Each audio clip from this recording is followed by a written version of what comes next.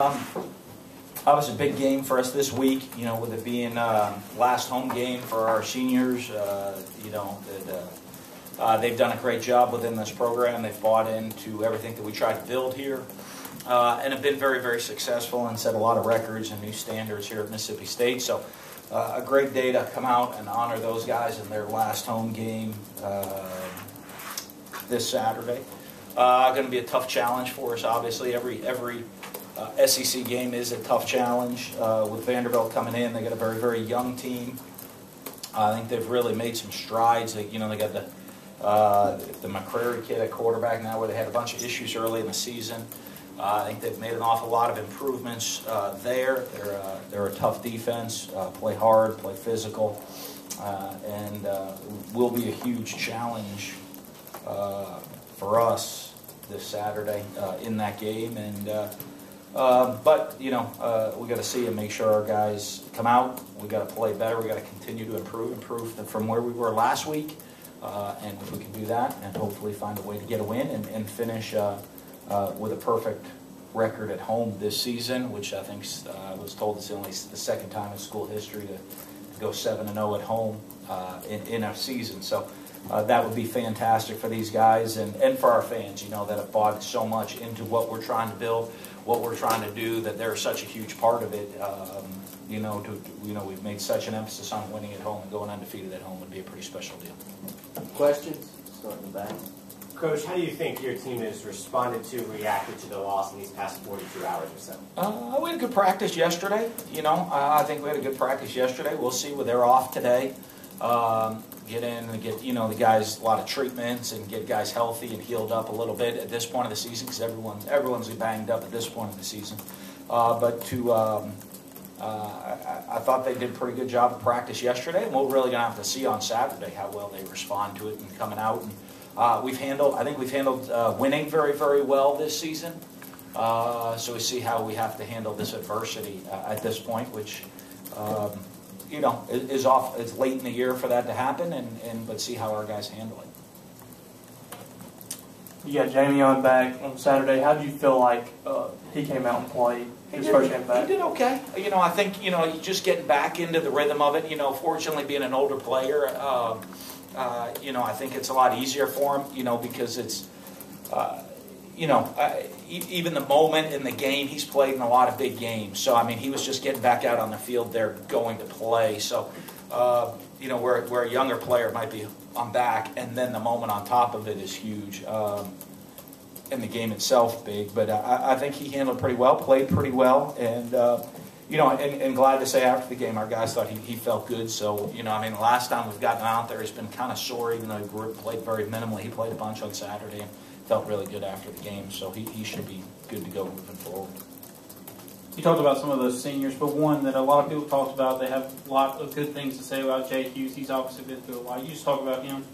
Yeah, all of them have amazing stories. Jay, you look at, as a young man, obviously a very, very high character young man. To me, says so much about our program that he was getting a lot of opportunities to go to a lot of different schools. Chose to come here, and to me, chose to come to Mississippi State, knowing every detail about the program, with his dad being on staff here. And still chose to come be a part of it, and wanted to be a part of this football family. It becomes, he's a Mississippi State graduate. He's, a team captain. And he's given everything he has to this program. It just shows the type of person he's going to be moving forward in life. He knows how to, when he's looking at a goal, he's going to commit himself to that goal and give everything he has, and he's going to be very successful in whatever he does in life. Coach, a lot of talk about the playoff rankings, whether you guys would stay in the top 4 or near the top 4. When the AP and the coaches poll came out yesterday, you dropped only 3 spots to number 4. So what's your reaction favorably so far? You guys didn't fall far. Maybe that bodes well going into the playoff rankings. There's so much football still to be played this year. We have to worry about trying to beat Vanderbilt this weekend. And, I've been... the playoff committee, they have their meetings all day Monday. I'm in my game plan meetings all day Monday, so I'm more focused on trying to beat Vanderbilt. And I'm sure they're focused on trying to analyze I think 128 teams and find out, how they rank those teams 1 through 20, 1 through 25 of the top 128. Playing a team that hasn't won an SEC game this year, how do you keep your team focused and not have a hangover effect from it at Alabama? Well, I think they understand. One of the things, go ask our team's opinion of Arkansas.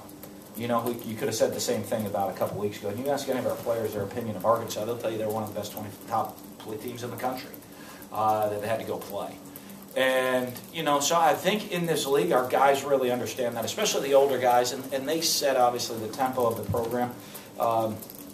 That, when you look on film and you look at how teams play, a lot of times you're not watching the TV game copies and all that stuff. You're watching the cut-ups and you're watching, hey, Vanderbilt's got some very young players that have improved throughout the season. They've won 2 of their last 4 games. They're coming off a bye week, so they've had the extra week to get ready for us, and they're going to be healthier and fresher and more preparation time leading into this game. So I think our guys understand all of that stuff and understand what a hard challenge it's going to be. When you look back to Saturday's game in the fan with Dak's interception and kind of the past 2 or 3 games, what do you kind of see in there with those mistakes? Which one? They're all so different, So every one of them is such a different play. And a different thing going on, so it's hard to kind of group any of them together. Specifically about the back shoulder throw, it's been so good to Dak. And I know at the same time there's been maybe 2 or 3 times throughout the year where he either sees something or reacts to it on that back shoulder. Do they bait him into it? Is it a reactionary thing? No, I think he's only thrown the 1 back shoulder interception this year. I think that was Auburn. Yeah. An Auburn game. The kid made a nice play. Should have gone over the top. I think he just misread it on that particular play. Overall, though, now -3 in the turnover margin. How do you get back on pace? And That's not good. I imagine, in that game, I think we're -1 for the season. Does that sound right? It was -3 On the season? Yeah. The last, yeah. Yeah, I think it's It was 0 going into the Maui. Was it? I thought we were like +1 or I don't know. Well, that's obviously. To me, that's something that we've got to create more turnovers on defense. Got to protect the ball better on offense. I don't know if there's many teams in the top 25. And our guys look at that. You look at the quality of team that we have.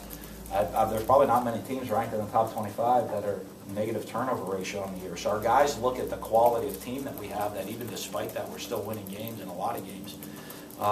They look at that pretty positively and understand that we got to do a much better job protecting the ball.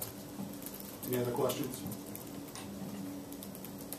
Last year, I think I asked you about, the questions surrounding the hot seat. Now you're a hot name for every coaching job, it seems like. How do you balance those highs and lows and your name being thrown out there like that?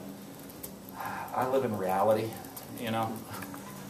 So my reality is finding a way to win football games here at Mississippi State and building this program to be the best program that I can be in. And, I don't live in the chat line, blog line, call-in radio show world.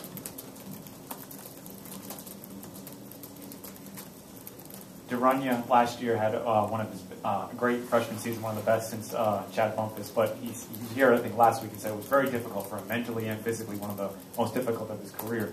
How has he grown, and did you see that? And he was so raw coming in. What have you seen from him? Well, I think going in last year, he hadn't played much football, and all he had played was some high school football. So I think everything,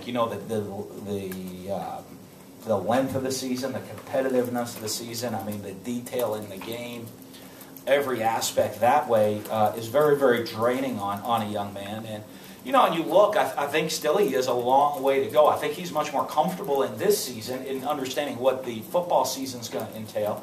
But the fact that he goes from football right to basketball, back into football, is exhausting on kids. And I think it can... it can be, mentally, physically, and emotionally exhausting on you. And but I think he's really handled all that stuff well. And I think coming into this year, he's really learned how to be a wide receiver and how to go prepare for games. If you look at him throughout the season, he's had big games and, other games he doesn't put him as many stats where they're trying to take him away.